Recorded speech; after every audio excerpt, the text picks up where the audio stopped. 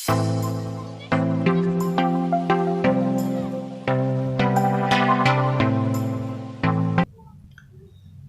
bismillahirrahmanirrahim. Assalamualaikum warahmatullahi wabarakatuh. Perkenalkan, nama saya Edi, NIM 20641118013 dari kelas Fisika B.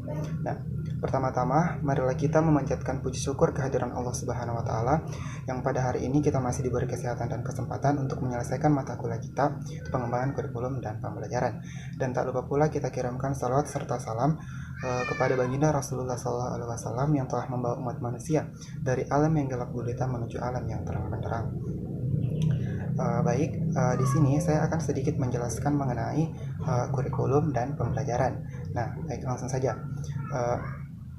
Kurikulum pertama kali dikenal itu dalam dunia olahraga pada zaman Yunani kuno, yang dimana kurikulum berasal dari bahasa Latin yaitu kurir, yang berarti tempat pacu atau landasan dalam olahraga lari.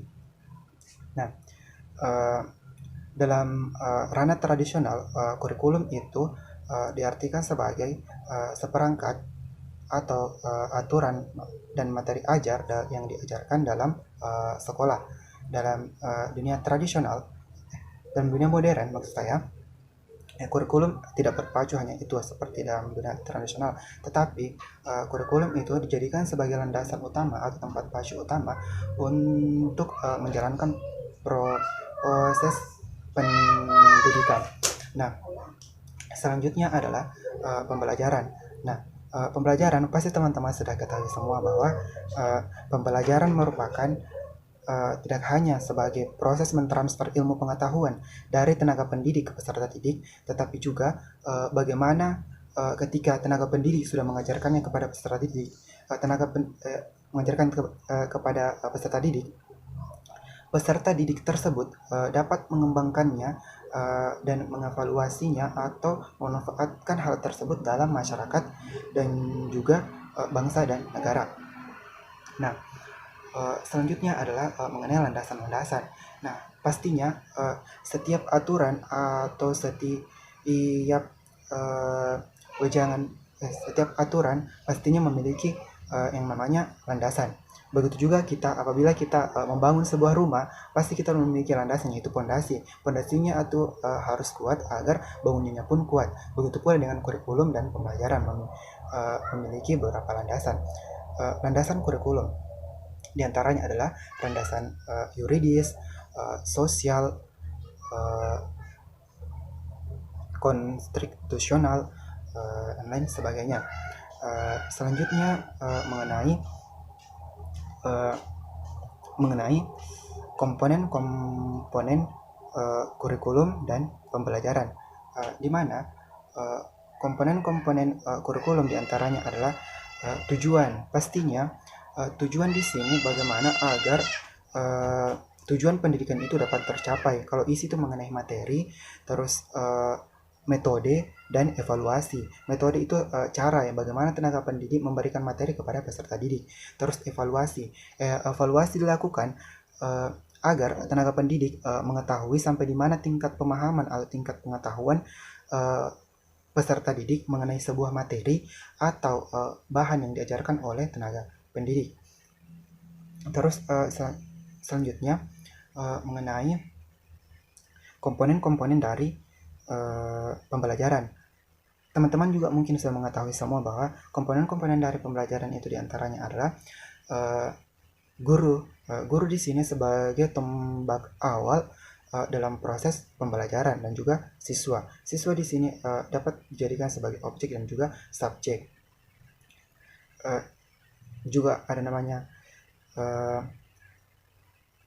alat pembelajaran, metode pembelajaran, dan pembelajaran, dan juga evaluasi pembelajaran. Nah, selalu di sini evaluasi selalu dilakukan agar itu tadi tenaga pendidik tahu sampai di mana pemahaman peserta didik tentang materi yang diajarkan, agar apabila belum paham, tenaga pendidik bisa memberikan pengulangan mengenai materi-materi yang sudah diajarkan, agar peserta didik itu lebih paham dan mengetahui apa-apa saja yang perlu ketahui dari materi yang diajarkan. Nah, selanjutnya adalah mengenai prinsip kurikulum dan pembelajaran. Ya, prinsip kurikulum itu terbagi atas dua. Yang pertama adalah prinsip secara umum yang menyangkut mengenai fleksibilitas, efektivitas, kontinuitas, dan fleksibilitas dan juga relevansi, dan juga prinsip khusus yang membahas mengenai tujuan pendidikan, isi pendidikan, dan lain sebagainya. Terus selanjutnya mengenai prinsip-prinsip pembelajaran. Nah, prinsip-prinsip pembelajaran di sini diantaranya adalah tantangan, perbedaan individu, penguatan, keterlibatan langsung, kesediaan, perhatian, dan keaktifan. Nah, itulah mengenai prinsip-prinsip kurikulum dan pembelajaran. Nah, jadi dapat. Nah, selanjutnya mengenai model kurikulum dan pembelajaran. Nah, model kurikulum diantaranya adalah model kurikulum subakademik yang lebih mengembangkan kepada berbasis materi agar peserta didik lebih paham mengenai materi yang diajarkan, dan wawasan dan pengetahuan peserta itu lebih tertambah. Terus yang kedua, model pembelajaran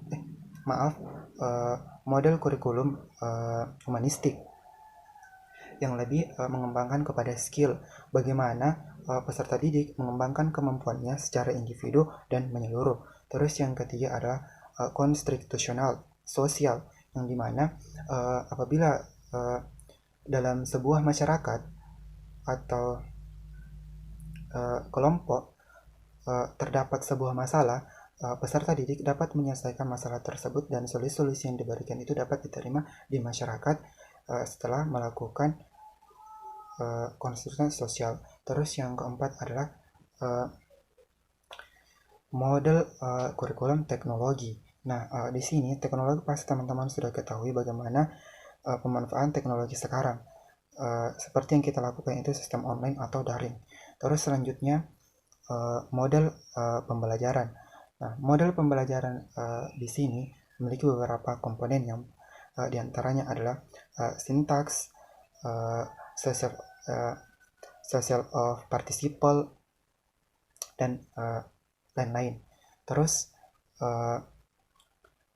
jenis-jenis model pembelajaran ada namanya cooperative learning, conceptual learning, master learning. Mungkin itu yang saya dapat berikan ke teman-teman. Terus mengenai setelah saya bahas mengenai pengertian kurikulum dan pembelajaran, landasan kurikulum, prinsip-prinsip kurikulum dan pembelajaran, juga model kurikulum dan pembelajaran. Selanjutnya kita bahas mengenai inovasi kurikulum dan pembelajaran. Nah, pastinya berbicara mengenai inovasi, pastinya kita berbicara mengenai evaluasi, karena kita melakukan inovasi dari evaluasi yang dilakukan oleh peneliti maupun tenaga pendidik dan juga pemerintah mengenai kurikulum dan pembelajaran. Apakah kurikulum itu dapat dipertahankan, dihapus, atau dikembangkan? Untuk itulah mengapa harus diadakan inovasi atau perubahan. Nah, kita bandingkan kurikulum pada tahun 1947 dengan tahun sekarang. Nah, di mana pada tahun 1947 kurikulum dan pembelajaran itu memiliki tujuan agar masyarakat tidak mengenal namanya buta huruf atau tidak dapat membaca. Sedangkan K13 itu lebih menekankan kepada hampir sama, tetapi dia lebih menekankan kepada untuk literasi atau kegiatan membaca kembali. Bagaimana kita terus membaca untuk menambah ilmu pengetahuan yang kita miliki. Terus pastinya inovasi kurikulum itu dilakukan apabila ada sebuah masalah-masalah atau kurikulum itu sudah tidak dianggap bagus lagi atau sudah tidak efisien lagi dalam ranah pendidikan. Nah, uh, jadi teman-teman, kesimpulan yang saya dapat ambil dari materi pengembangan kurikulum dan pembelajaran bahwa uh, perkembangan demi perkembangan, zaman demi zaman, kurikulum dan pembelajaran itu pastinya akan terus mengalami perubahan, inovasi, amandemen, dan perubahan agar tercapainya tujuan pendidikan yang sesungguhnya. Nah, kurikulum dan pembelajaran merupakan tuh salah satu salah satu yang tidak dapat dipisahkan mengenai kurikulum dan pembelajaran. Nah, kurikulum itu dijadikan sebagai landasannya untuk melakukan pembelajaran, dan pembelajaran itu sebagai medianya, sebagai wadahnya untuk melakukan proses belajar mengajar atau proses mentransfer ilmu pengetahuan dari tenaga pendidik ke peserta didik. Nah, di sini pengembangan kurikulum dan pembelajaran pastinya akan terus mengalami yang namanya perubahan, inovasi, agar tercapainya tujuan pendidikan itu sendiri yang tercantum juga dalam Undang-Undang Dasar tahun 1945 yang menyatakan bahwa mencerdaskan kehidupan bangsa. Nah, di sini mencerdaskan kehidupan bangsa dengan cara menempuh yang namanya pendidikan, agar pemerintah menyediakan sarana dan prasarana yang komplit agar pendidikan itu dapat dicapai oleh semua masyarakat, maupun tingkat menengah, tingkat bawah, maupun tingkat atas. Nah, terutama bagi masyarakat yang kurang mampu. Nah, kurikulum sebagai pacuan, sebagai landasan utama untuk sebagai landasan utama untuk menjalani proses yang namanya pembelajaran. Nah, itulah menurut saya mengenai